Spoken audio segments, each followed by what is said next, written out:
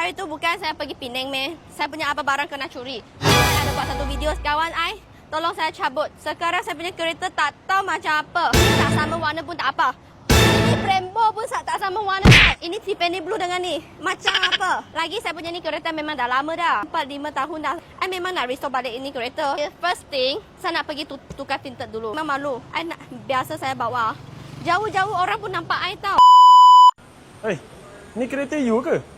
Kereta I. Sebab hari ni saya datang, tempat ini kereta buruk sangat tau.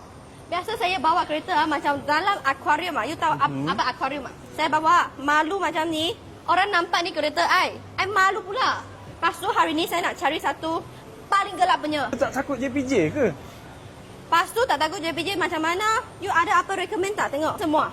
Ini Boleh? semua recommend kita. Boleh lulus JPJ ke? Ini semua tak boleh lulus JPJ. Ada dua saja. Oh. Sekarang ni yang JPJ punya spek 70-50. Kalau nak ambil yang spek JPJ, Okay. 3 depan, windscreen kita akan letak 70%, driver dengan passenger kita akan letak 50%. Tapi saya takut gelap tau sebab saya takut nanti cahaya gelap saya punya kulit dah semua nanti terbakar. Kalau you takut kulit terbakar, actually semua kita punya tinted ni IRR dia semua sama. Semua tahan haba dia semua bagus. Kalau nak gelap, itu pandai-pandai sendirilah dengan JPJ. Boleh. Janji dia boleh tahan saya punya kulit tak mau gelap punya macam terbakar. Kalau you siap macam tolong saya cabut ni ada extra charge tak?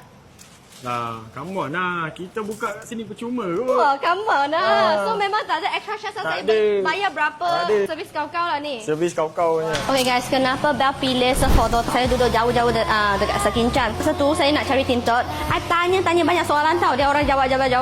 Orang boleh bagi kita buat payment. Lepas tu baru terus datang dia punya cawangan buat kereta macam tu. So dia rumah pun siap-siap dah. Semua soalan saya pun dapat jawapan dah. Memang sangat senang lah. Lepas tu dia, tadi saya pun tak tanya dah. Kalau nak cabut apa pun memang tak ada yang extra charge lah. So saya memang rasa senang untuk I. Sebab saya ni, kalau saya nak jauh datang sini memang jauh.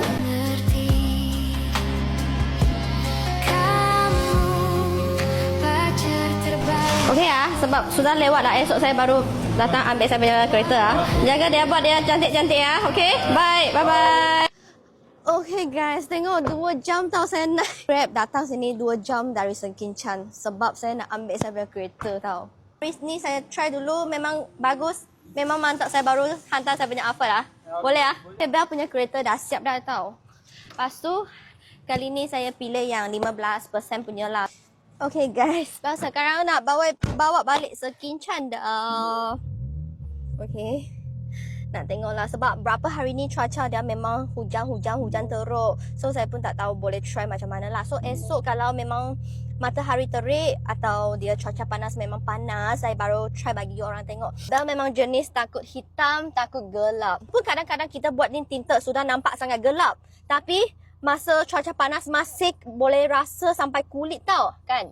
Oh lupa lagi, saya punya Alphard belum siap kan. Saya punya Alphard lagi belum tinted. Kalau dia memang berkualiti ni Surf Auto, sebab saya nak try dulu, memang mantap dia punya tinted memang berkualiti. Dia baru buat satu video review bagi orang tengok lah. Sebab saya punya Alphard pun belum siap. Kalau dah siap dah, I pun nak hantar datang kat sini lah. So you orang tunggu saya punya video, okay? Bye bye.